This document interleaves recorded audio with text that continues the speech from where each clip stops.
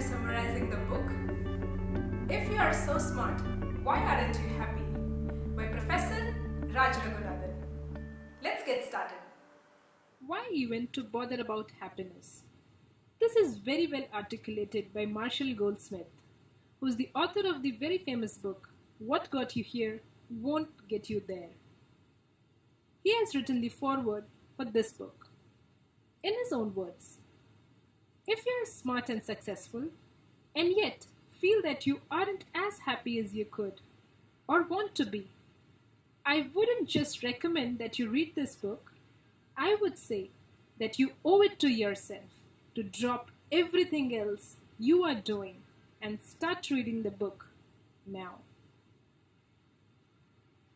So let's begin by understanding what are the benefits of happiness.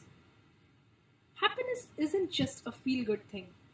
It has some real benefits in our personal and professional lives. The very first benefit of happiness is that it makes us much more productive. It has been found that happy employees are more productive than unhappy ones. This is the prime reason why organizations want their employees to be happier. Happy people spend much less time in things like gossiping, cribbing, or complaining as compared to unhappy people, thereby using that time to be more productive. The second benefit of happiness is collegiality. That is, happier people are more probable to be better team players as compared to unhappy people. You can vouch for this yourself. Wouldn't you prefer working with somebody who is happy in your team rather than working with somebody who is always unhappy and sad? The third benefit of happiness is creativity. It has been found that we are way more creative when we are happy as compared to when we are unhappy. The fourth benefit of happiness is altruism. Happiness makes us generous. Hence, by being happy, we are contributing to a much better society.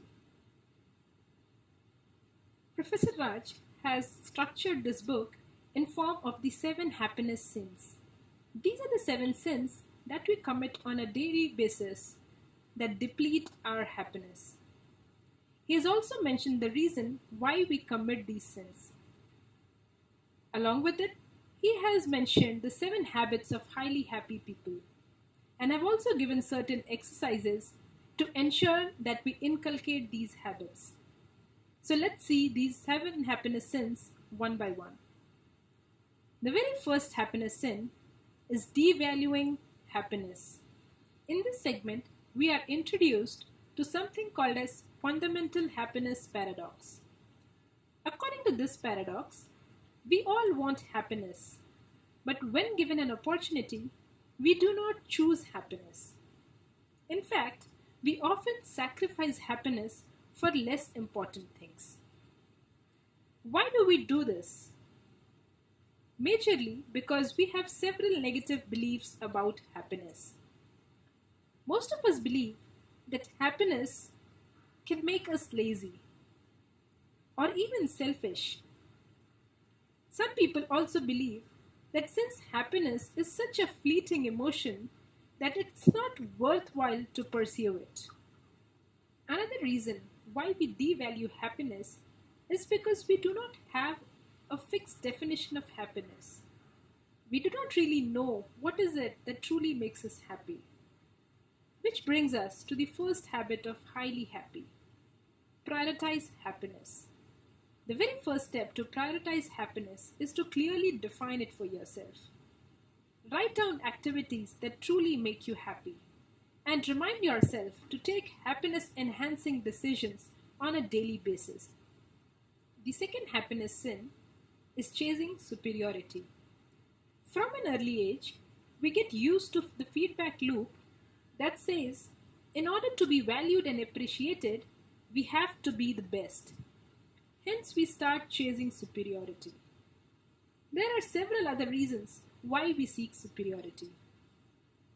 The first among them is the need for mastery. We want to feel that we are making progress towards our goal, that we are better than everybody else in our field. It also feels good to be admired. In fact, our self esteem increases when we win every single time.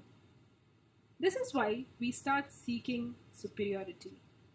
But in the long run, it has been proven to decrease our happiness level. So, what can be the alternative? As Professor Raj mentions, instead of chasing superiority, we can pursue flow. Flow is experienced when we are deeply engrossed in something that we truly love to do. Flow events are characterized by these three things. The first is a distorted perception of time. We lose sense of time when we are engaged in something that we love to do. The second characteristic is lack of self-consciousness. And the third characteristic is intense focus on the present moment. Pursuing flow makes us more charismatic and likable, unlike chasing superiority that often ends up threatening others. The third happiness sin is being needy. Being in love is a universally cherished thing. In fact, feeling connected is one of our prime needs. But when we overdo it, when we depend on others for our happiness, then it becomes a sin. We commit this sin because of our need for belonging. As an alternate, we can practice something called a secure attachment. In secure attachment, we inculcate the need to give and love instead of the need to keep receiving love and approval. The fourth happiness sin is control seeking. This comes as a result of our need for autonomy.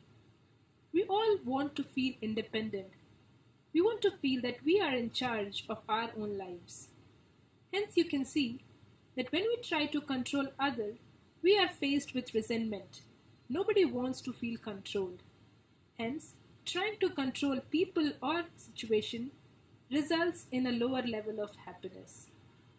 To avoid this, we can start taking personal responsibility for our own happiness. We should stop blaming others, be it people or circumstances, for our happiness level and instead take charge of our own happiness. The fifth happiness sin is distrusting others. This sin is very deeply rooted in our system, especially because the cost of error is much more than benefit of positive outcome. To avoid this sin, we can practice something called a smart trust. Whenever there is a trust, there is always a risk-reward trade-off. The objective of smart trust is to maximize the reward and minimize the risk. The sixth happiness sin is passionate pursuit of passion. We commit this sin because we often link our happiness to the outcomes. To avoid this sin, we can follow something called as dispassionate pursuit of passion. Basically, this delinks happiness from outcomes. It refers to not judging outcomes after they have occurred, but having a preference for a certain outcome over others before they have occurred. So you can still have preference, but once the event has occurred, we do not link our happiness to it. In fact, we try and see the silver lining in the event. As the old saying goes, whatever happens, happens for the best. The seventh and the last happiness sin is mind addiction. This is caused by our need for rationality. What this sin means is that we are over dependent on our mind to make certain decisions, and we often ignore our gut feeling in the process. To avoid this sin, Professor Raj recommends pursuing mindfulness. Mindfulness is the ability to stay in the present moment. There are several psychological and physiological benefits of mindfulness being discussed in the book. So these are the 7 happiness sins, along with their corresponding 7 habits of highly happy that we can adapt and become happier in our daily life. So, in short, we can say that happiness is an MBA. How so? Let's see. Once our basic needs are met, all we need is mastery, belonging, and autonomy to feel happy. But along with an MBA, there's something else that determines our happiness level, and that is the route that we take towards MBA.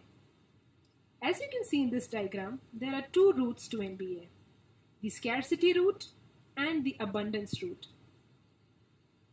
People who function within scarcity mindset often chase superiority, they have excess need to be loved, and also the need for an external control, all of which are deadly sins. Whereas people who function from an abundance mindset pursue flow, they inculcate the need to love and give, instead the need to receive. And they also have this need for an internal control instead of seeking external control. So overall, by following this abundance route, we can ensure that our needs are met and that we are experiencing a higher level of happiness in our daily lives. In this video, I have given a very high-level overview of this book. To reap the full benefits of this, I highly recommend you to either read this book or try out the course on Coursera.com. The course is titled A Life of Happiness and Fulfillment. I hope this was useful to you. Thank you for tuning in.